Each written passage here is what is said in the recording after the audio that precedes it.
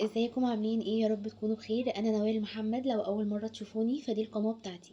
ما تنسوش تعملوا لايك وسبسكرايب وشير علشان يوصل لكم كل جديد. في رمضان طبعا بنبقى محتاجين الاكلات السهله البسيطه اللي ما تخليناش نقف في المطبخ كتير. علشان كده هعمل معاكم النهارده طاجن بسله بالفراخ، كله كده في طاجن واحد. الفراخ هتطلع معاكم دايبه زي ما انتم شايفين كده، والبسله متسبكه كويس مع صوص الطماطم، وبجد دي احلى مره هتاكلوا فيها بسله بالفراخ. يلا نسمي الله ونبدأ ونشوف مكوناتنا ايه. اول حاجة هجيب حلة على النار كده واحط فيها معلقة كبيرة من الزيت مع قطعة من الزبدة.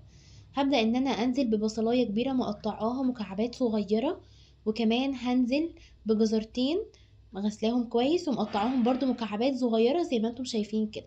وبعدين هقلبهم كويس جدا مع بعض، يا دوب بس البصل والجزر يتبالوا كده معايا، لان طبعا الجزر بياخد وقت شوية عن البسلة، فلازم انزله هو الاول قبل ما ابدا انزل البسله. تقدروا تستخدموا بقى اي نوع بسله، ممكن لو ما عندكمش وقت بنستخدم البسله اللي هي المجمده، اي نوع انتوا بتحبوه، او البسله اللي بنجيبها من عند بتاع الخضار.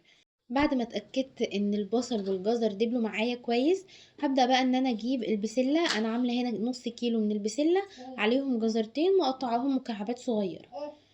البسله اهي نزلتها زي ما انتم شايفين كده. هبدا ان انا بقى اقلبها واديها تشويحه حلوه كده مع الجزر والبصل، وبعدين هنزل عليها معلقه صغيره من الفلفل الاسود. لما بشوحها بمعلقه صغيره من الفلفل الاسود بجد بتديها طعم حلو قوي. مش هزود اي حاجه تاني نهائي غير الفلفل الاسود ده. وهبدا ان انا اقلبهم تاني كويس جدا لحد بس ما البسله مع الجزر والبصل يتشمعوا مع الفلفل الاسود. ما بتاخدش اكتر من 5 دقايق وبتكون جاهزة معايا. بسيبها بقى على النار حوالي 10 دقايق كمان علشان ما تاخدش معانا وقت كتير في التسوية.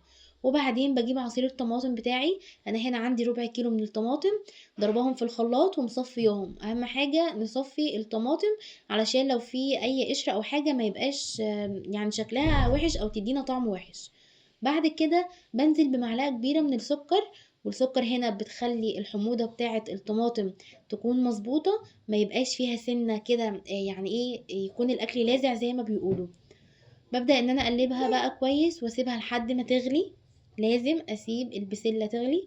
انا بس هنا كنت بقلب لحد ما السكر يدوب مع عصير الطماطم. وبعد ما الاقي البسلة كده بدأت ان هي تغلي معايا، هبدأ ان انا اظبط لها الملح بتاعها. بزود معلقة او معلقة وربع صغيرة من الملح، ومش بزود بهارات اكتر من كده. اسيب بقى البسلة على النار كده ربع ساعة تبقبق مع نفسها وتستوي ربع تسوية. هبدأ اجيب طاسة على النار واحط فيها مكعب كبير من الزبدة. ودي الفراخ اللي انا كنت مفرزاها معاكم. لو ما شفتوش فيديو التفريز فبجد فايتكم كتير. فرزنا من 3 فرخات اكتر من 10 اكلات، وكلهم بتتبيلات سهلة وبسيطة قوي. هسيبها بس على النار على كل جنب حوالي 5 دقايق لحد ما تاخد الصدمة معانا وتتشوح كويس. وبعدين بروح جاية قلبها على الجنب التاني، نفس الكلام برضو 5 دقايق، وبروح جاية رافعاها على النار. انا مش عايزاها تستوي ولا اي حاجة، انا مجرد بس تتصدم فتكتم المية وما تنزلش معانا اي مية او سوائل كتير. ودي كان شكل البسلة بعد الربع ساعة.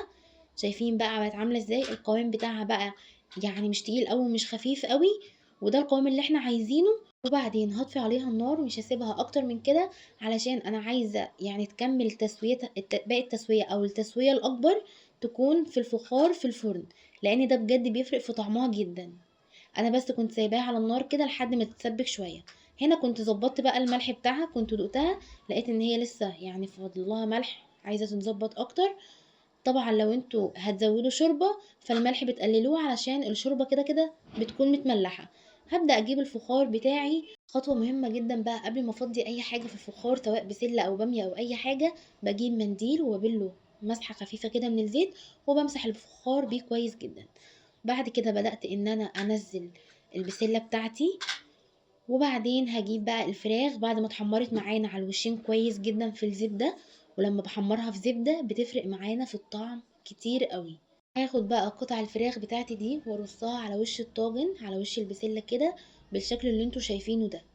وبعد ما برصهم مكعبات زبدة صغيرة خالص، وببدأ ان انا احطها على وش الفراخ ووش البسلة. بتفرق معانا في اللون والطعم في النهاية. هجيب بقى ورق فويل وابدأ ان انا اغلف الطاجن كويس جدا بورق الفويل علشان يكتم البخار ويستوي معانا كويس. مش متوفر عندكم ورق فويل ممكن تغطوه باي غطا حله عندكم او باي صينيه برضو، يعني اي حاجه مش هتفرق. المهم ان انا بس عايزه اكتم البخار علشان الطاجن يستوي معانا، وكمان الفراخ تطلع معانا مستويه، ما تبقاش السوا بتاعها مش مظبوط، او تحسوا ان العظم بتاعها فيه شويه من الدم كده. بيدخل طبعا الفرن على درجة حرارة 200، ولازم الفرن أكون مسخناه من قبلها لمدة ربع ساعة. بحطه على الرف اللي في النص، بياخد معايا سوا نص ساعة بالظبط، وبيطلع معاكم دايب والفراخ مستوية. لكن لو مش هتغطوه فبياخد معاكم وقت أطول. بعد النص ساعة بقى ده كان شكله، شوفوا معايا الجمال والحلاوة، ما خدش مني أي مجهود ولا أي وقت ولا أي تعب، وكان طعمه حلو. يعني ما كنتش متوقعة بجد ان طعمه يطلع بالحلاوة دي. شايفين بقى الفراخ طبعا خدت اللون ده ازاي؟ بعد النص ساعة انا رحت جاية شايلة ورق الفويل، ورحت جاية مشغلة عليها الشواية. انا قلت لكم ان انا قبل ما بحط الفويل بزود قطعة من الزبدة. الزبدة دي هي اللي خلت الفراخ تاخد اللون اللي انتوا شايفينه ده، كأنها مشوية بالظبط. وشايفين بقى الصوص وقوامه عامل ازاي، حاجة كده في منتهى الجمال.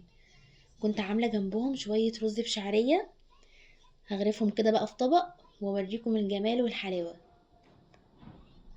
تقدروا طبعا تعملوا جنبها اي حاجة، مش لازم رز بشعرية بس.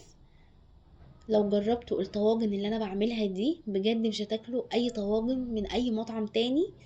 انا نزلت لكم قبل كده طاجن اللحمة بالبصل. طلعت بقى قطعة من الفراخ كده ومعاها شوية من البسلة. طبعا انتوا شايفين البسلة طالعة معانا متسبكة ومظبوطة ازاي. وهوريكم برضو الرز طلع معانا مفلفل وجميل. ولو قلبتوا في القناة كده هتلاقوني منزله لكم كل انواع الرز، البسمتي والحبة وحبة ورز السمك اللي هو الصيادية والرز بشعرية. يعني مش حرمكم من اي حاجة، حتى مكرونة الافراح عاملاها لكم كمان. طبعا الطاجن ده تقدروا تعملوه باللحمة، مش لازم بالفراخ بس. هي معروف الطواجن اساسا بتتعمل باللحمة، بس انا حبيت كده يعني ايه، كنوع من انواع التغيير والتجديد فعملتها بالفراخ. شايفين بقى الرز معانا طالع ما شاء الله مفلفل، شوية من الرز كده مع شوية من البسلة، حاجة في منتهى الجمال. هوريكم بقى الفراخ هي كمان دلوقتي قد ايه مستوية، واللحم بتاعها بجد طالع دايب دوب كده زي المندي بالظبط. بصوا بقى مجرد ما حطيت فيها المعلقة، مش سكينة ولا شوكة ولا اي حاجة، ما شاء الله اللحم بقى عبارة عن فصوص. شايفين عاملة ازاي؟ دايبة خالص، مش واخدة معانا اي وقت في التسوية. وبكده اقدر اقول لكم ان الفيديو بتاعنا خلص، واتمنى ان انتوا تكونوا استفدتوا، وما تنسوش تعملوا اللايك، واستنوني كل يوم في اكلة جديدة ووصفة جديدة.